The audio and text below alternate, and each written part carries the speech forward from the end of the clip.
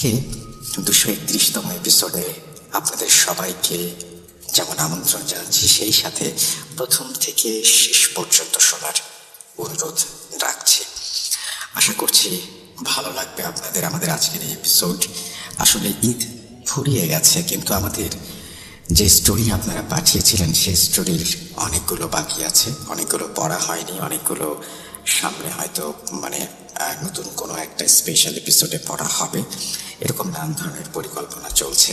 ঠিক একই সাথে আপনারা আমাদের ভূত.com যেরকম এত দূর পর্যন্ত নিয়ে এসেছেন, সামনের সময়গুলোও আমাদের পাশে থাকবেন বলে আমরা আশা করব।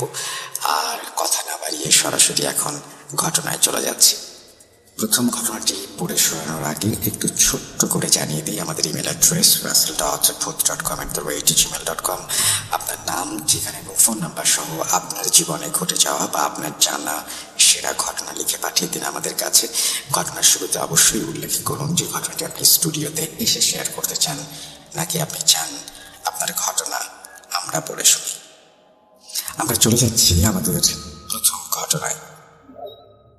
প্রিয় রাসেল ভাই, আশা করি ভালো আছেন।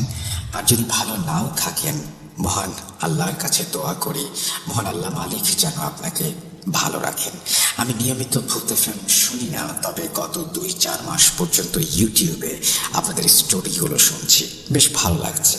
এবং সাথে সাথে ভিকটিমদের জন্য মনের ভেতর খুব কষ্ট অনুভব করছি, কারণ আমি জানি কতটা নির্মমতা কাজ করে ভিকটিমদের সাথে। যাই হোক, আমি সঙ্গত কারণে আমার নাম বলতে চাইছি না, তবে আমি বাংলাদেশ পুলিশ বাহিনীর একজন সৎ সদস্য।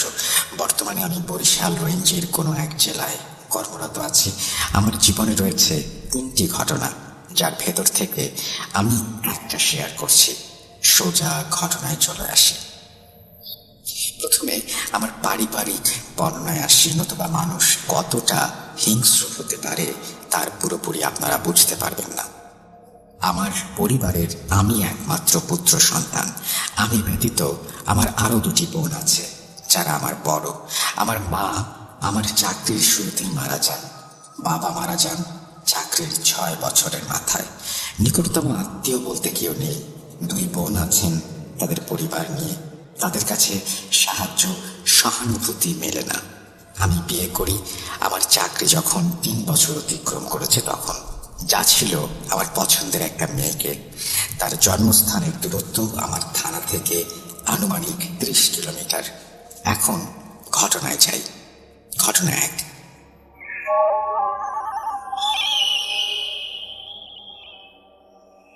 আমি তখন ডিএমপি ঢাকায় কর্মরত। ডিএমপি থাকাকালীন আমি বিয়ে করি।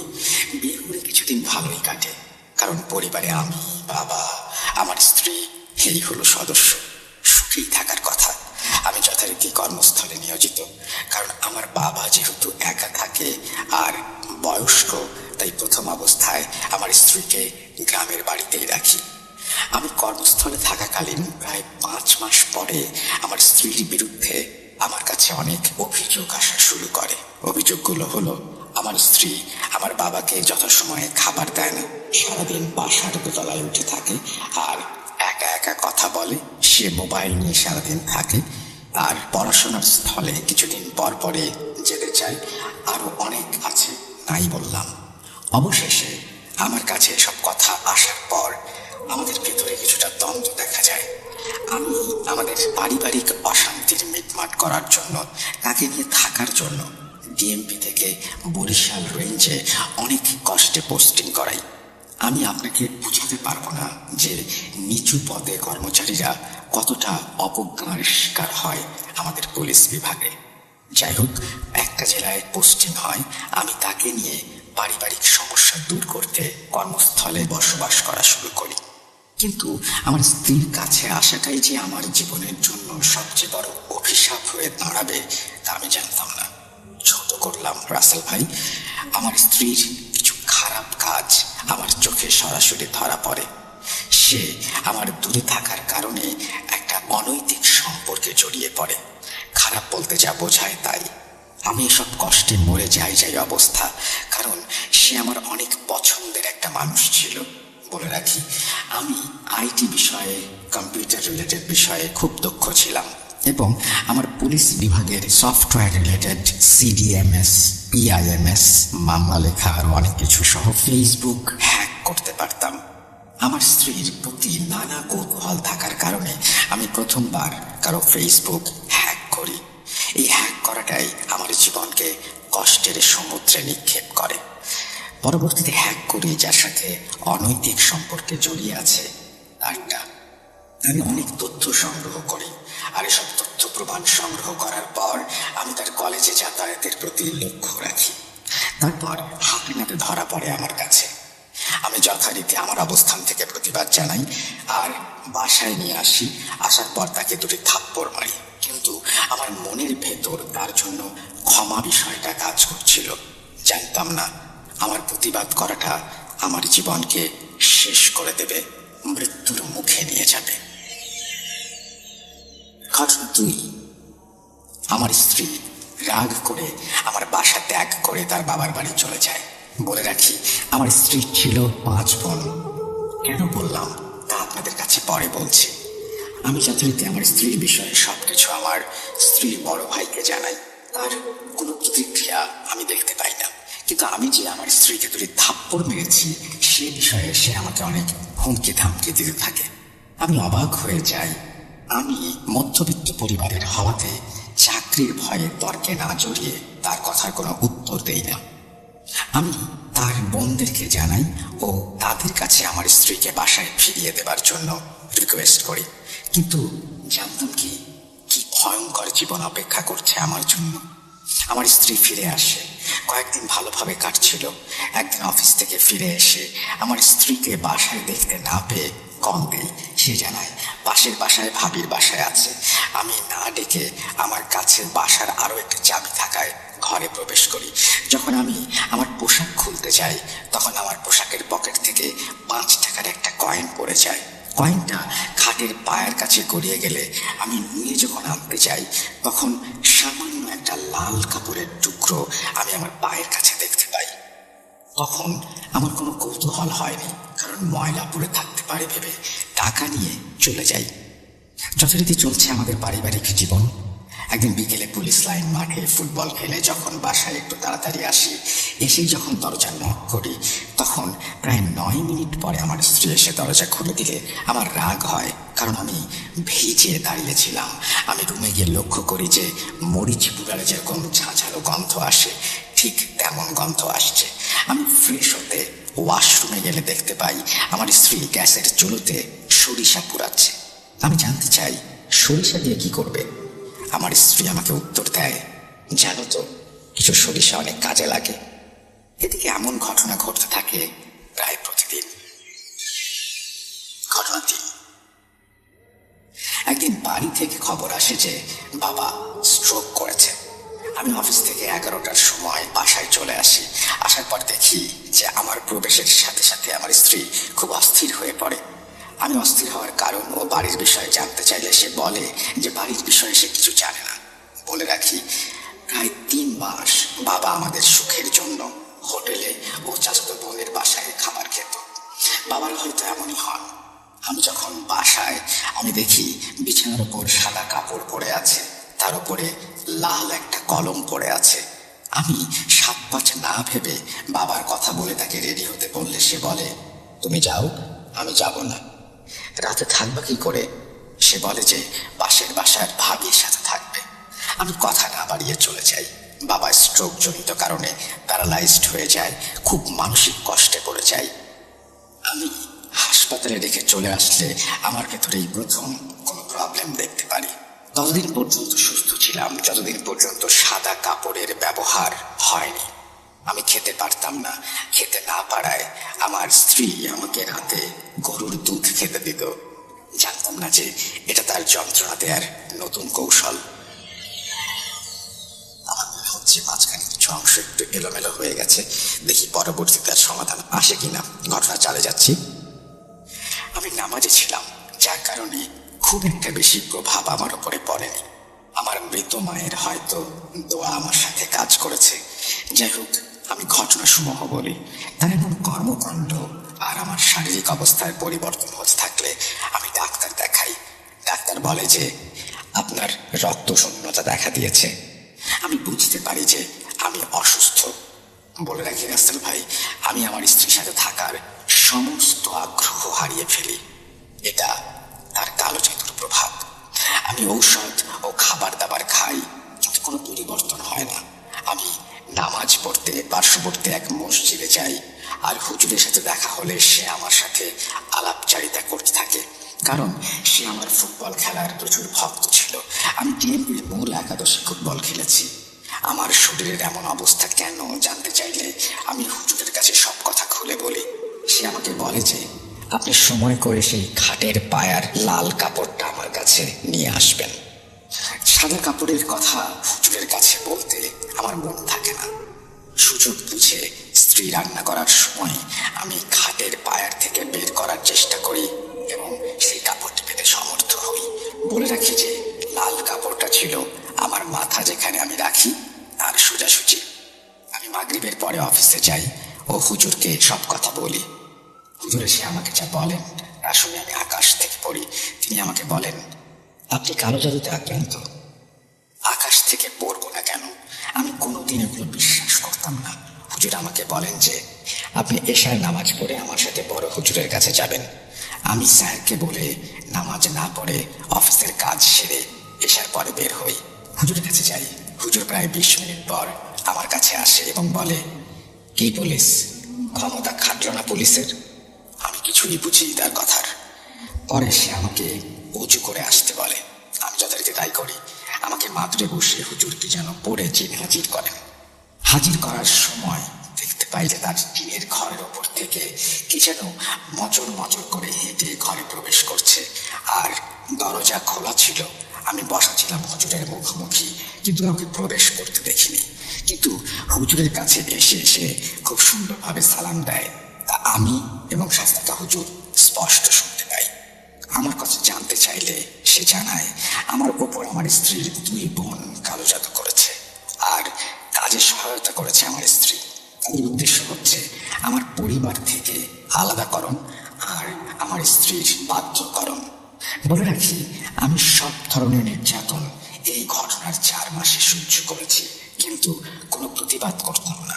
অথচ তাদের কালো জাদুতে কিছুটা ভুল হওয়াতে আমার মৃত্যু হবে না, কিন্তু শরীর আস্তে আস্তে শুকিয়ে যেতে থাকবে। এই সব আমার হুজুর আমাকে জানান। আমাকে কোনো প্রশ্ন করতে বারণ করা ছিল, তাই আমি ভয়ে ভয়ে চোরের মতো কোনো কথা বলি না। এক পর্যায়ে হুজুর জিন সাহেবকে প্রশ্ন করেন আমাকে বাঁচানো যাবে কিনা। জিন বলে, হ্যাঁ বাঁচানো যাবে, তবে আমাকে কিছু কাজ করতে হবে। কাজগুলো হচ্ছে, আমাকে নামাজ পড়তে হবে, আমার স্ত্রীর দেয়া কিছু খাওয়া যাবে না, বালিশের ভেতর চুলার মধ্যে সাদা কাফনের কাপড় আছে তা খুলতে হবে, প্রতিদিন আমার স্ত্রীকে নামাজ পড়াতে হবে। কিন্তু আমি সকল কাজ কিভাবে করতে ভাবতে থাকি।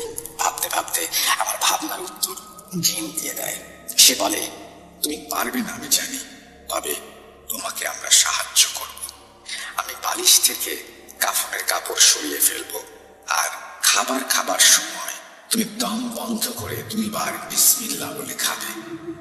আমি তার কথা মতো সায় দিলে সে হুজুরের কাছে অনুমতি নিয়ে চলে যায়। বলে রাখি, আমার বাবা স্ট্রোক করার কারণে ভয়ে আমি তার কাছে বিষয়গুলো শেয়ার করিনি, কারণ যদি কোনোভাবে শুনে তাহলে মরেই যাবে। আমি ভয়ে কি বলি না, বন্ধের কেউ না। আমি ধীরে ধীরে সুস্থ হতে থাকি, যা আমার স্ত্রী টের পায়, কিন্তু হুজুরের কথা মতো আমি কিছু বুঝতে দেইনি। ঘটনা 5। আমার অসুস্থ থাকাকালীন আমার স্ত্রী প্রায়ই কলেজে যেত। বলে রাখি, আমার স্ত্রীর কলেজ ছিল বিভাগীয় শহরে, তার মানে বরিশালের প্রপারে। আমি ছিলাম পাশের একটা জেলায়। আমি 4 মাস অসুস্থ থাকাকালীন অনেকবার সে গেছে, আর পরের দিন এসেছে। কিন্তু অবাক করা বিষয়, আমি তাকে কিছুই বলতাম না, আর জানতেও চাইতাম না, কারণ আপনারা তো বুঝতেই পারছেন। তবে আরো একটি বিষয়, আমাদের পুলিশ বিভাগটা একটা অন্যরকম বিভাগ। পানি নিচের দিকে যেমন গড়ায়, তেমনি আমরা যতই নিরপরাধ থাকি না কেন, ছোট কর্মচারী বলে আমাদের ওপরে অবিচার হয়েই থাকে, নির্যাতন হয়েই থাকে। আর বর্তমানে তো কোনো কথাই নেই। আমি কিছুটা সুস্থ বুঝতে পেরে আমার স্ত্রীর কার্যক্রম দেখে আমি মেজাজ হারিয়ে ফেলি। এতদিন বলিনি, কেন বলিনি সেটা নিশ্চয়ই আপনারা বুঝতে পারছেন। আমি সেই ছেলের সাথে মিশতে বারণ করেছিলাম। সে মিশবে, তার নাকি কোনো খারাপ সম্পর্ক নেই। আমি তাকে প্রথমবারের মতো গালাগাল করি এবং থাপ্পড় দিই। সে নিজেদের বলে দিলে আমাকে বলে যে সে আমার চাকরি খাবে এবং আমাকে নাকি মেরেও ফেলবে। তার প্রথম কথাটা আমলে নেই, কিন্তু মেরে ফেলবে এই কথাটা আমি আমলে নেইনি, কারণ আমার স্ত্রী আমাকে মারবে তা আমার বিশ্বাস করতে কষ্ট হয়। আমি অফিসে চলে যাই। রাত 9টার পর অফিস শেষ করে বাসায় আসি এবং তখন দেখি আমার স্ত্রী বাসায় নেই। সাথে সাথে তার সাথে যোগাযোগ করার চেষ্টা করলে সে বারবার ফোন কেটে দিতে থাকে। রাত হবার কারণে সে কোথাও যায় না, তবে সে ওই মুহূর্তে আমার অতিরিক্ত পুলিশ সুপার মহোদয়ের কাছে বিচার দিতে চলে যায়, যা আমি জানতাম না। আমার এক কলিগ আমাকে ফোন করে জানায়, আরো জানায় যে আমার স্ত্রীর গলায় কাটা দাগ এবং তাকে নাকি দা দিয়ে আমি জবাই করতে চেয়েছি। কিন্তু আল্লাহ সাক্ষী, আমি মাত্র একটা থাপ্পড় মেরেছিলাম। ও আমার গায়ে হাত তুলতে আসে বলে ধাক্কা দিয়ে আমি বাইরে চলে যাই। আমাকে রাত 10টার সময় চোর যেভাবে আমরা খুঁজি, সেভাবে আমাকে আইন শৃঙ্খলা রক্ষাকারী বাহিনী খুঁজতে থাকে। আমি যথারীতি স্যারের কাছে হাজির হই। আমি গুরুত্বপূর্ণ একটা অফিসে নিয়োজিত থাকার কারণে আমাকে সবাই চিনত। আমাকে স্যার খুব বাজেভাবে বকা দিতে থাকে আর আমাকে পরিণতির কথা বলতে থাকে। আমি অপরাধ না করেও ক্ষমা চেয়ে চলে আসতে চাই, কিন্তু মেয়ে বলে যে আমি নাকি তাকে নিয়ে মেরে ফেলবো। সে ভাবির সাথে থাকতে চায় পাশের বাসার, এবং সে চলে যায়। আমি খুব ছোট হয়ে যাই কর্মস্থলে। আমি পরের দিন আমার অফিসের বসকে অবগত করি, কিন্তু কালো জাদুর বিষয়ে কিছু বলি না। বস আমাকে শান্ত থাকার কথা বলেন, আমি তাই থাকি। পরের দিন সকালে আমি পাশের বাসার ভাবির বাসায় তাকে আনতে গিয়ে দেখি আমার স্ত্রী সে বাসায় নেই। সে খুব সকালে বাবার বাড়ি চলে যায়। এই শুরু হয় আমার জীবন শেষ করার চূড়ান্ত অধ্যায়। ঘটনা 6। আমার স্ত্রী বাড়ি যাওয়ার পরে তার বোন ও আমার স্ত্রী মিলে আমাকে ধুঁকে মেরে ফেলতে জঘন্য কালো জাদু করে। 14 দিন পরে আমার স্ত্রী আমার কর্মস্থলে বাসায় আসে, নিজে নিজে চলে আসে। আমি খুশি হই এবং তাকে বলি যা হবার হয়ে গেছে, আমরা ভালোভাবে চলাফেরা করি। সে সায় দেয়, কোনো তর্ক করে না। আমি খুশি হই। 9 দিন ভালো করে চলতে থাকে। একদিন ঘুম থেকে ওঠার সাথে সাথে আমার নাক দিয়ে রক্ত পড়তে শুরু করে। আমি রক্ত পড়া দেখে খুব অবাক হয়ে যাই, খুব মাথা ব্যথা অনুভব করি। সকাল 6:21 দিকে ঘটনা ঘটে। আমি সবসময় ঘড়ি পরে থাকতাম, তাই সময়গুলো আমার খুব ভালোভাবে মনে আছে। পরে নাক পরিষ্কার করে মাথায় তেল পানি দিয়ে শুয়ে থাকি, কারণ অফিস তো 9:30। যখন ব্যথায় ক্লান্ত হয়ে আমার চোখে ঘুম ঘুম অবস্থা, তখনই ঘটে আরেক কাহিনী। আমার পিঠে প্রচুর ব্যথা ওঠে এবং আমার বারবার বাথরুমে যাবার প্রয়োজন হয়। আমি বিছানাতেই বাথরুম করে দেই। বুঝতেই পারছেন আমার অবস্থা। আমি সাথে সাথে আমার কলিগদের এবং কিছু ব্যাচমেটকে খবর দেই। তারা দৌড়ে আসে, আমাকে পরিষ্কার করতে সহায়তা করে। আমি খুব কৃতজ্ঞ তাদের প্রতি। যাই হোক, আমি ফ্রেশ হবার পর যখন পোশাক পরব, তখন দেখি আমার পোশাকগুলো দিয়ে পোড়া পোড়া গন্ধ বের হচ্ছে। আমি ভাবলাম হয়তো রোদে না শুকানোর কারণে এমন স্যাঁতস্যাঁতে গন্ধ। আমি সেটা পরে অফিসে চলে যাই। তখন আমার স্যার বলেন, শরীর যেহেতু খারাপ, তাহলে ল্যাপটপে বসে কাজ করো। আমি রাজি হই, কিন্তু কেন যেন আমার মনে হলো আমি বাসা থেকে যেতে পারলেই ভালো লাগবে, তাই করলাম। যখন বাসা থেকে বের হলাম, তখন আমার মনে হলো আমি এক নতুন সূর্য দেখছি, কি যে শান্তি লাগছে। আর অফিসে যাবার পর কোনো সমস্যা, মাথা ব্যথা, পেট ব্যথা কিচ্ছু অনুভব করিনি। আমি অফিসে আসলে স্যার আমাকে বলে, সুস্থ আছো যখন, তাহলে সকালে এমন ভান করলা কেন? আমি তো অবাক, স্যার বলেন কি এগুলো? কলিগরা কি তাহলে আমার বিষয়ে কিছুই বলেনি? কারো ভালো কেউ নিতে পারে না। ওদের কাছে যখন জানতে চাই স্যারের কাছে বলেনি কেন, ওরা বলে কি বলবো স্যারের কাছে। আমি কষ্টে চুপ করে রইলাম। কাজ শেষ করে দুপুর 2:35 আসে। ঠিক খাবার খাবো, এই সময় আমার স্ত্রীকে ডাক দিলে সে বলে, সব বাড়া আছে, খেয়ে নাও। আমি তাই করি, খেতে থাকি। খাবারের শেষ পর্যায়ে দেখি অনেকগুলো ছোট ছোট চুল খাবারের ভেতরে।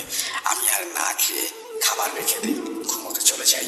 ঘুমোতে যখন যাব তখন মনে মনে ভাবি যে আমাদের বাচ্চা নেওয়া দরকার, তাহলে মন মানসিকতার পরিবর্তন আসবে। আমি কথাটি প্রকাশ করি। আমার স্ত্রীর কাছে বলা মাত্রই সে বিচলিত হয়ে বলে, সময় হয় নাই, হলেই নেব। আমি কিছু না বলে চুপ করে শুয়ে থাকি। তখনই ঘুমের ভেতর অনুভব করি যে কেউ একজন আমার পায়ের পুরো আঙ্গুল ধরে টানছে। আমি লাফ দিয়ে উঠে দেখি কেউ নেই, আর আমার পাশে আমার স্ত্রী ঘুমিয়ে আছে। এই ঘটনার 17 দিনের মাথায় আমার স্ত্রী বাসা থেকে অযথা চলে যায়।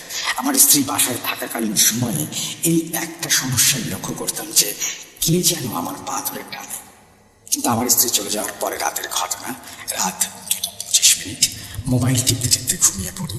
কখন যে ঘুমিয়ে যায় আমি নিজেও জানি না। সেদিন ছিল শনিবার, রাত আনুমানিক 3:10।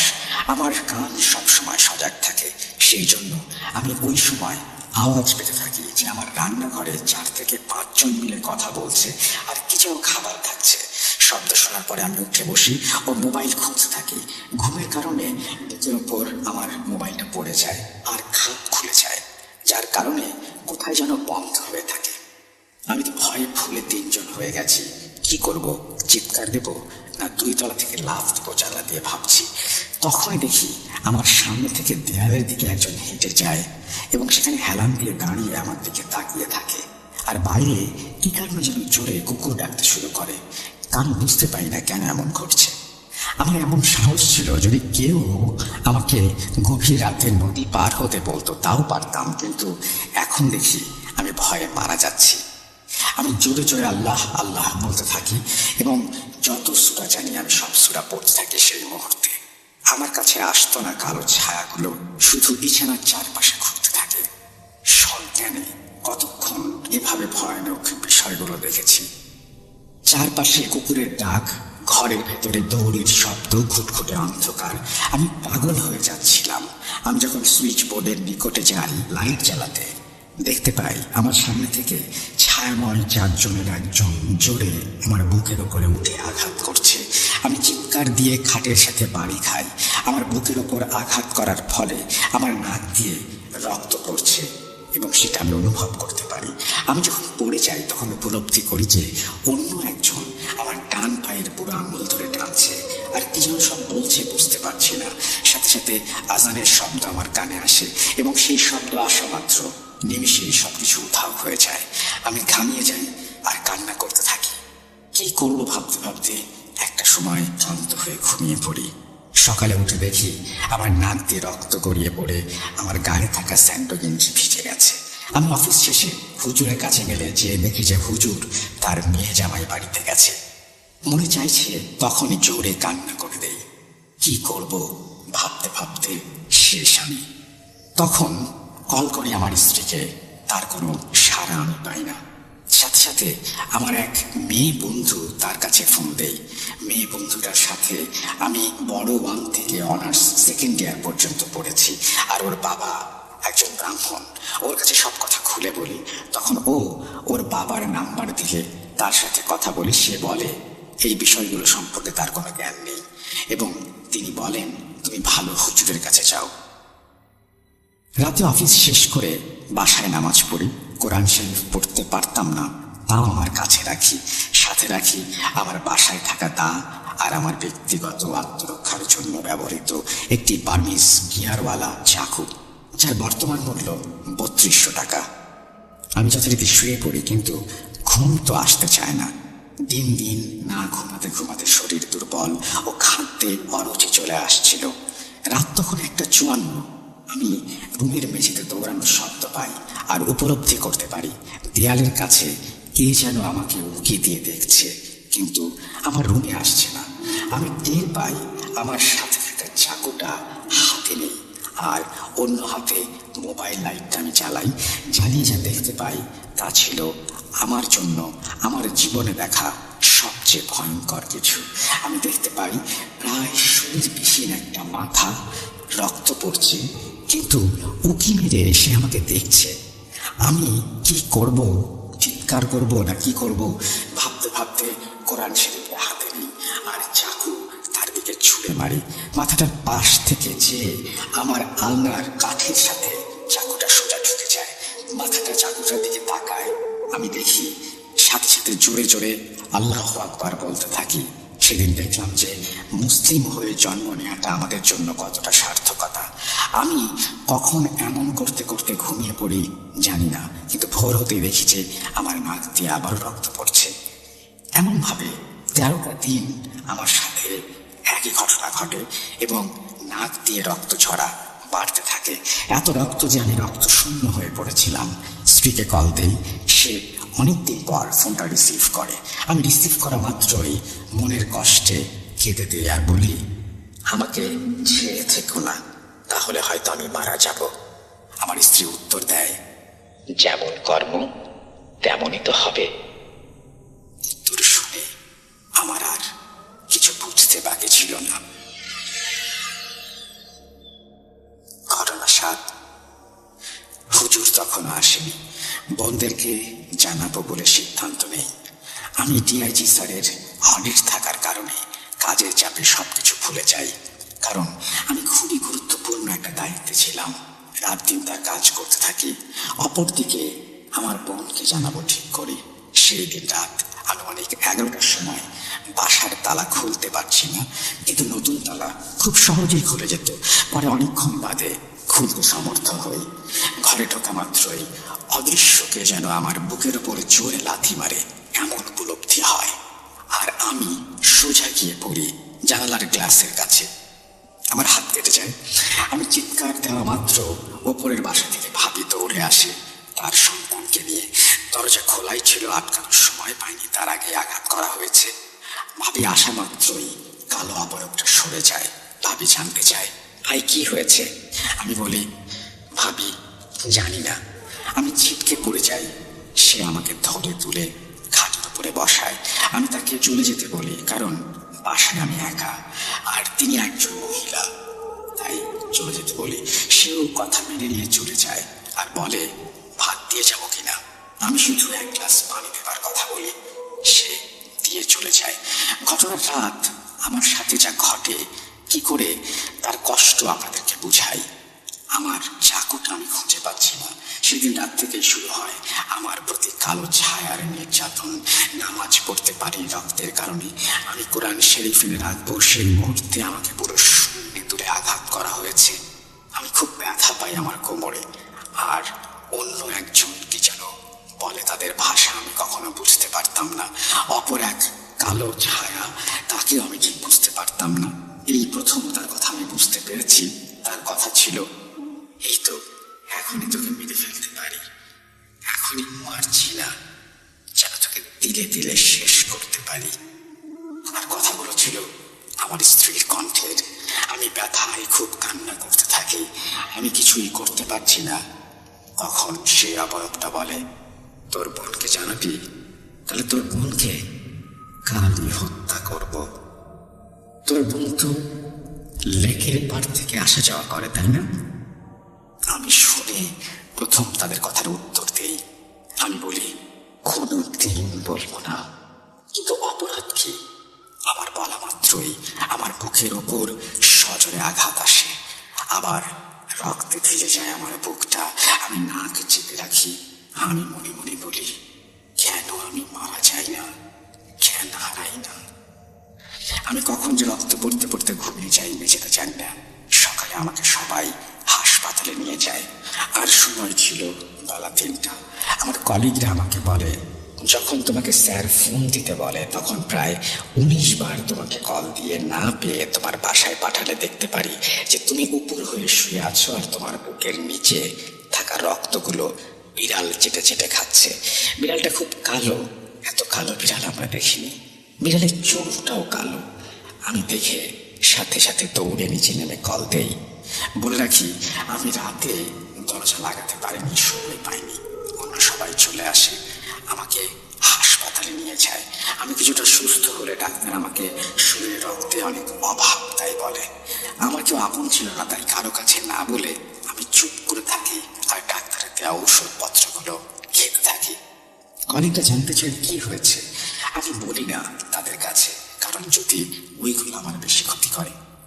তাই বলি পড়ে যায় আর নাক ফেটে যায়। 3 দিন ঠিক থাকার পর হুজুরের খোঁজে বের হই।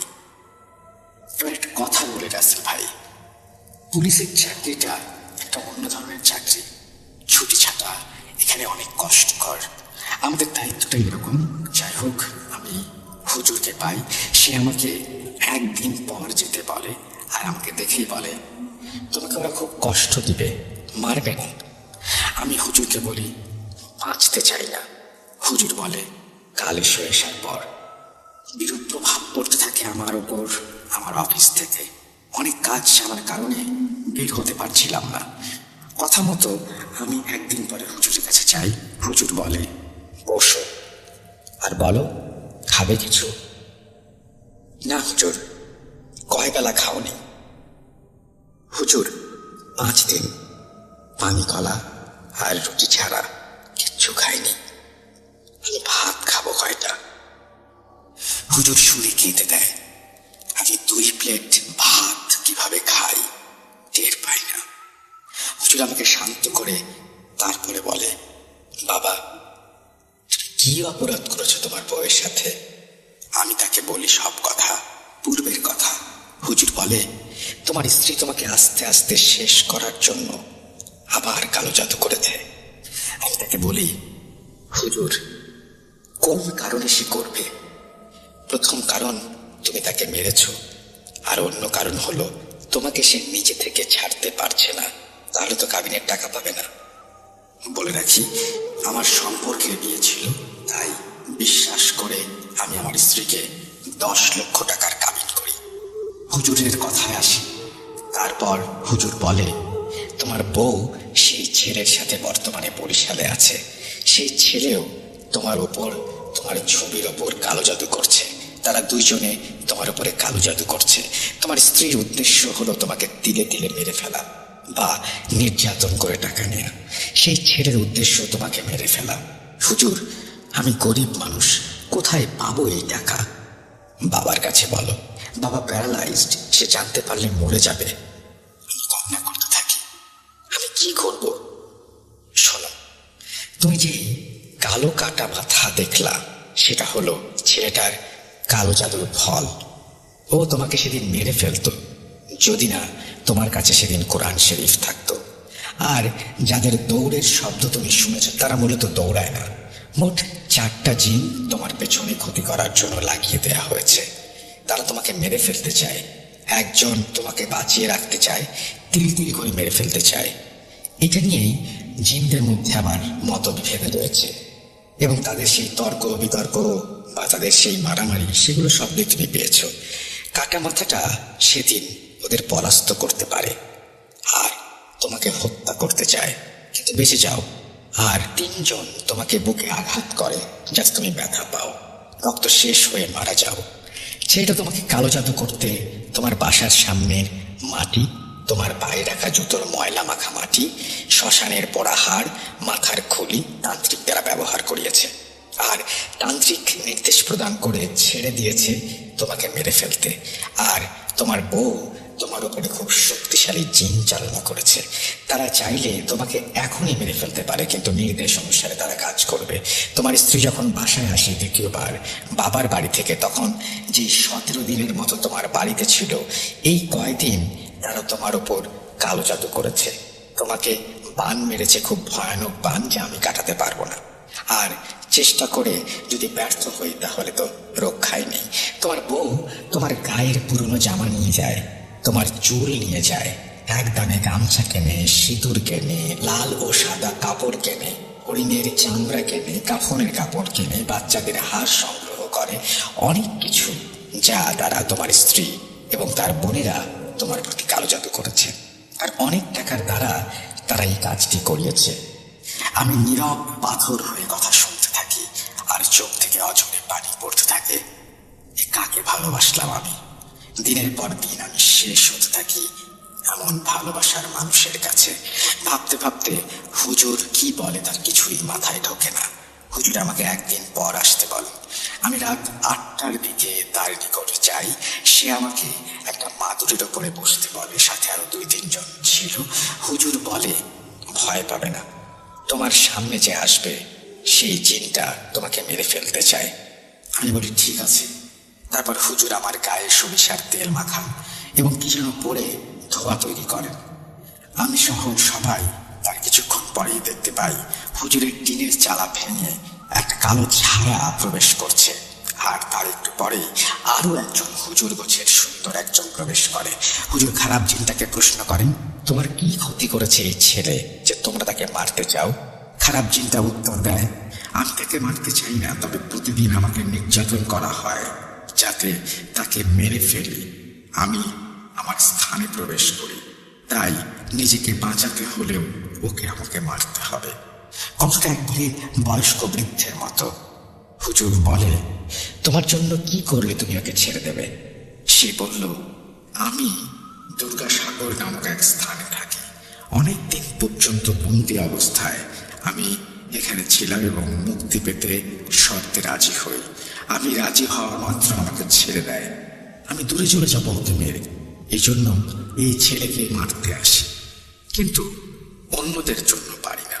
তখন হুজুর বলে যে, আমি তোমাকে চাইলে বন্দি করতে পারি, তা আমি করব না। তোমাকে যেতে দিতে এবং নির্যাতন থেকে বাঁচাতে পারি, যদি তুমি এই ছেলেকে মেরে না ফেলো। চিন্তা রাজি হয়। তখন এই সুন্দর গোছের হুজুর বলে, সে কি বলে আমি বুঝি না। হুজুর যা উত্তর দেয় আমি তাই বলছি।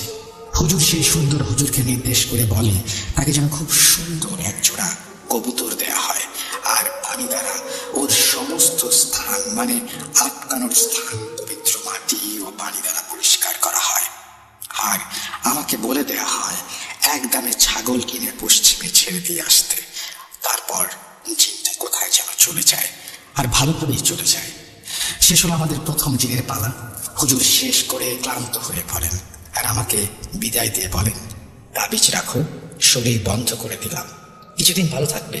ওদের তিনজনের হাত থেকে আমি বাঁচাতে পারবো বলে আমার মনে হয় না, তবে আল্লাহর উপর ভরসা রাখো, সে সর্বশক্তিমান ক্ষমতাবান। আমাকে হুজুর নির্দেশনা দেন যে নামাজ যেন আমি পড়ি। ঘরের প্রধান দরজার নিচে কাঠ খোদাই করা তাবিজ বের করতে, আমার পুলিশি শুয়ের ভেতর সেলাই করা লাল একটি সুতো আছে, যে সুতোটি আমার স্ত্রী আমাকে সেলাই করে দিয়েছে, সেটা পানিতে ফেলে দিতে।